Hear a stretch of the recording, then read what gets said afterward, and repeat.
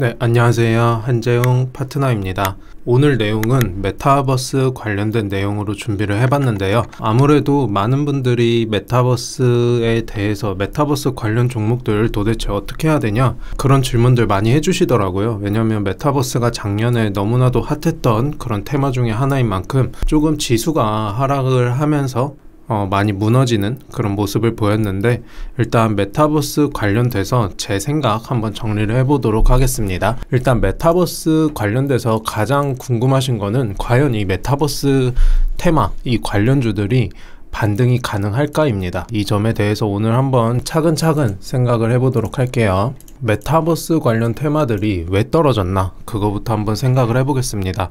왜 떨어졌는지를 알면 언제 오를지 또 어떻게 대응을 해야 될지 대충 방향이 잡히기 때문에 일단 왜 떨어졌는지부터 한번 알아보겠습니다. 일단 좌측 자료 먼저 볼게요. 좌측 자료는 유로 달러 선물에 반영된 금리 인상 횟수인데요. 일단 3월 달부터 금리 인상이 시작이 된다, 이렇게 거의 확실시 되고 있어요. 미국의 경우에도 마찬가지고. 근데 이전 영상에서도 여러 번 다뤘지만 이렇게 금리 인상이 시작이 된다는 거는 결국에는 유동성이 빠진다는 얘기가 되겠죠. 그렇기 때문에 이 유동성이 빠진다는 게 핵심입니다. 왜냐면 결국에 이 유동성이 빠질 거고, 그리고 금리 인상을 하게 되면 중요한 거는 미래에 대한 이자 비용이 늘어난다는 거잖아요. 왜냐면 여러분들도 은행에서 대출을 받게 되면 금리가 높을 때 대출을 받으면 미래에 내야 될 이자가 더욱 많아지잖아요. 바로 이게 핵심입니다. 왜냐하면 메타버스 테마들은 아직까지는 뭔가 실적으로 증명된 기업들이 몇 없어요. 왜냐하면 메타버스 사업에 진출한다는 소식만으로도 주가가 엄청나게 오르던 시기가 있었고, 아직까지 이 메타버스 테마라는 게 어떻게 보면 산업의 이제 시작이잖아요. 이제 시작인 만큼 관련돼서 실적이 직접적으로 발생을 하는 그런 기업들이 없기 때문에 과연 이 금리 인상기에서 이렇게 실적이 증명되지 않은 기업들이 이 이자 관련된 부담을 어떻게 해소해낼 수 있을까? 그 측면, 아니면 이 유동성이 줄어드는 시장에서 그동안 받았던 프리미엄을 계속해서 받을 수 있을까?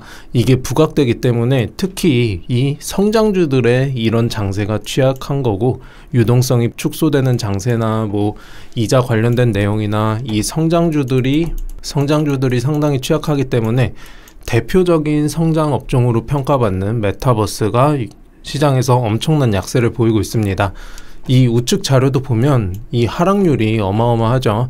1월 28일 조금 시기가 지난 자료긴 하지만 주요 메타버스 관련주 및 ETF 고점 대비 하락률을 보면 이렇게 반토막 난 것도 쉽게 찾아볼 수가 있고, 아무쪼록 이렇게 메타버스 관련된 수익률이 상당히 좋지가 않았습니다. 자, 그리고 이번에 또 전해졌죠. 로블록스가 실적이 둔화되는 그런 모습을 보였어요. 로블록스 하면 메타버스 글로벌 대장주라고 할 정도로 로블록스의 실적이 메타버스라는 테마에 투자 심리를 결정짓는다, 이렇게 봐도 과언이 아닌데, 일단 로블록스의 매출액 추이 및 전망은 앞으로도 끊임없이 증가할 것으로 예상이 돼요. 근데 로블록스가 이번에도 실적이 둔화됐거나 이전보다 안 좋았거나 그런 건 절대 아닙니다. 그런 건 절대 아닌데, 시장이 기대했던 만큼 그 기대치를 충족시켜주지 못했습니다. 그런 측면에서 봤을 때 왜 로블록스가 매출액이 이렇게 시장의 컨센서스를 충족시키지 못했냐 생각을 한번 해보면, 이 오른쪽 자료는 프랑스의 일별 신규 확진자 및 치명률이에요. 코로나 오미크론 모든 국가들의 공통점일 거예요. 그래서 프랑스 자료를 가져왔고요. 일단 신규 확진자는 엄청나게 늘어났습니다. 근데 이 치명률은 상당히 낮습니다. 오미크론 바이러스의 특징이죠. 전염력은 높은데 치명률이 상당히 낮습니다. 그래서 글로벌 국가들이 다시 리오프닝이라고 하잖아요. 경제를 다시 재개하고 각종 방역 수칙이나 방역과 관련된 규제들을 조금 완화시켜주는 그런 모습을 보이고 있어요. 근데 이러한 시대적 흐름이 이 메타버스 로블록스의 실적과 무슨 상관이 있냐, 이렇게 보실 수가 있는데, 그 이유 같은 경우에는 일단 로블록스의 주요 사용층이 10대예요. 10대가 로블록스를 진짜 많이 이용을 하는데, 이제 어느 정도 이 리오프닝이 다가오고 이제 학교도 당연히 등교를 하잖아요. 20대들도 당연히 이제 학교를 가겠죠. 정상적으로 학교에 등교를 하게 되면 20대들의 이용 시간이 자연스럽게 줄어들게 되겠죠. 줄어들기 때문에 이 주 이용층을 10대로 확보하고 있는 로블록스의 매출액도 조금 시장의 예상보다 안 나오지 않았나 그렇게 보고 있고, 여기서 알 수 있는 거는 아직까지 이 메타버스라는 것이 말은 정말 많고 어디 활용되고 뭐 어디 활용되고 이렇게 말은 많지만 실제적으로 우리가 아직까지 우리 삶에는 완전하게 침투하지 못했다. 로블록스의 이번 매출액 그런 실적에서 한번 생각을 해볼 수 있었던 것 같아요. 자, 그러면 메타버스의 성장은 끝났냐? 전혀 그렇지 않습니다. 메타버스의 성장은 아직까지도 현재 진행형이다 그렇게 보시면 되는데, 일단 메타버스 시장의 전망만 해도 엄청나게 훌륭하죠. 엄청난 시장 성장세를 가져갈 것으로 보고 있는데, 이러한 시장 성장세를 지지해 주는 거는 뭐 이렇게 빅테크 기업들의 미래에 투자하는 금액이나 뭐 연구 개발 비용 이런 거의 증가가 또 메타버스 시장의 성장세를 지지해주는 요소입니다. 그래서 앞으로도 이 메타버스라는 테마는 더 성장세를 가져갈 거예요. 근데 다만 아직까지는 조금은 아쉽다 그렇게 보시면 되겠고, 아직까지 해결해야 될 문제가 많은 만큼 조금 메타버스 시대가 그렇게 급진적으로 우리 삶에 침투하진 않지 않을까 그렇게 생각을 하는데, 또 시대적 흐름은 어떻게 될지 모르는 거니까 일단 이러한 거시적인 측면 한번 알아두시면 좋을 것 같고, 그러면 결국에는 지금 시점에서 메타버스 테마를 바라볼 때 핵심은 뭐냐? 바로 증명입니다. 간단하게 설명을 드릴게요. 일단 메타버스라는 테마가 여기서 형성이 됐다고 해봅시다. 여기서 형성이 됐고 여기서 등장을 했고, 그러면 기대감에 주가가 막 올라요. 이 다음에는 조정 과정이 당연히 존재합니다. 이 조정 과정을 딛고 한 단계 더 레벨업을 하려면 이 과정에서 증명을 해야 됩니다. 그럼 증명은 뭘로 할까요? 당연히 실적으로 하겠죠. 시장에서 메타버스 테마라는 프리미엄을 받은 만큼 실적으로 증명을 해야 되는 그런 시기인 겁니다. 이렇게 글로벌 주요 테마주들의 메타버스 산업량 매출 의존도를 보면 뭐 애플도 있고 엔비디아도 있고 구글, 메타 플랫폼스, 아마존 이렇게 있습니다. 근데 제가 이 자료를 준비한 그 이유가 뭐냐면, 우리나라에도 뭐 메타버스 테마라고 해서 부각된 관련주들이 뭐 한 수백 개 될 거예요. 엄청 많을 겁니다. 과연 이 기업들이 메타버스 테마라고 불리울 만큼의 매출액을 발생하고 있냐, 이걸 체크해 보자는 겁니다. 이렇게 구글도 메타버스 얘기 많이 나왔고 뭐 메타 플랫폼스도 당연하고, 근데 아직까지는 이 메타버스 산업량 매출 의존도가 상당히 낮은 수준이죠. 그만큼 이 메타버스 테마로 엮였으면 그 메타버스 테마라고 엮인 만큼의 매출액이 발생해야 되는데 아직까지는 그렇지 못하다는 겁니다. 그럼 반대로 생각해 봤을 때 이 메타버스 테마로 엮인 만큼 그만큼의 시장의 기대치를 실적으로 증명을 해낸다면 당연히 시장에서 지금 더욱 프리미엄을 받을 수가 있는 그런 시기겠죠. 자, 그래서 써놓은 것처럼 가장 먼저 실적이 확인될 기업에 주목을 해보자, 그렇게 제가 말씀을 드리는 겁니다. 그러면 생각을 해봤을 때 메타버스가 만들어지려면 과연 어떤 순서로 작용을 해야 되는지 그렇게 제가 한번 생각을 해봤어요. 일단 생각을 해본 순서는 이렇게 다음과 같습니다. 먼저 하드웨어나 인프라가 당연히 준비가 되어 있어야겠죠.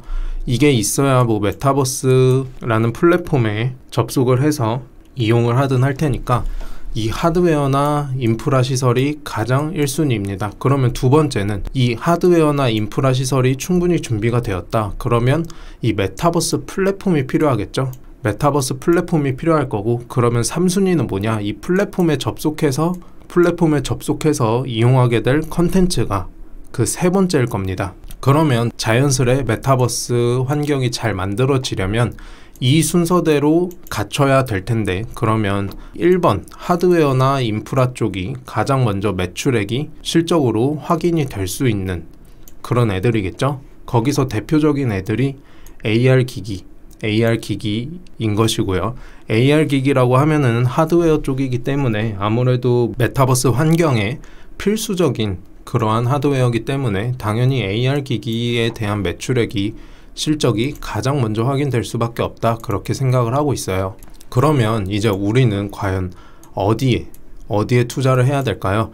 앞에 잠깐 말씀드린 내용에서 힌트를 다들 얻으셨을 텐데, 일단 국내 메타버스 구성 요소별 관련 기업을 한번 보면요, 정말 많습니다. 뭐 통신, 클라우드, 데이터 센터, 뭐 VR, AR, 뭐 반도체, 뭐 플랫폼까지 이렇게 정말 많은 기업들이 있는데, 근데 이 중에서도 예전과 같이 뭐 메타버스 사업에 진출한다고 해서 이렇게 주가가 막 상승하던 시대는 끝이 났습니다.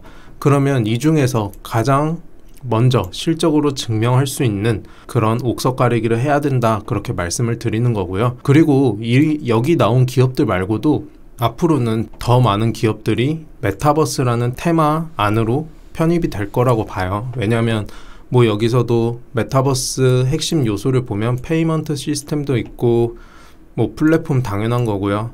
여기서 뭐 네트워킹, 하드웨어 등등 많은데, 결국에는 이 4차 산업혁명에서 나온 기술들, 뭐 5G나 이런 것들도 전부 다 메타버스와 직접적인 연관이 있기 때문에 앞으로도 관련 기업들은 더욱 많아질 겁니다.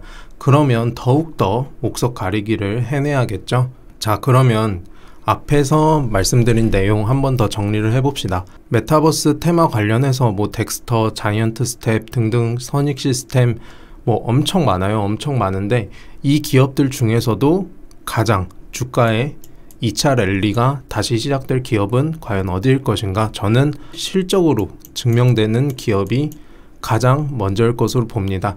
예를 들어서 시장에서 메타버스 수혜로 얘네들이 100억 정도를 더 벌 수 있다, 이렇게 기대를 했다고 가정을 해볼게요. 그러면 당연히 그 100억 이상의 매출을 올리는 곳을 찾아내야 됩니다. 그만큼 옥석 가리기가 지금 상당히 중요하다는 거고, 가장 먼저 메타버스 관련해서 매출이 확인될 기업 궁금하신 분들은 이 번호로 투자 놀이또는 한재용으로 문자 보내주시면 좋겠고, 뭐 메타버스 관련해서 뭐 지금 많이 손실을 보고 계시거나 그런 분들 있으시면 관련된 종목들도 한 번씩 이렇게 봐드릴 수 있으니까 그런 분들도 편안하게 이 번호로 문자 남겨주시면 감사하겠습니다. 뭐 이 밖에도 어쨌든 투자를 하는 데 있어서 가장 중요한 거는 이전과 같은 엄청난 상승장이 없기 때문에 정확한 정보나 옥석 가리기를 정말 잘 해내서 수익을 만들 수 있는 그런 업종이나 종목을 발굴해내는 게 가장 첫 번째라고 봐요. 그런 업종과 기업에 대해서 조금 더 공부하면서 확실하게 투자를 하고 싶으신 분들도 이 번호로 문자 남겨주시면 감사하겠습니다. 다음엔 더 알찬 내용으로 찾아오도록 하겠습니다. 시청해주셔서 감사합니다.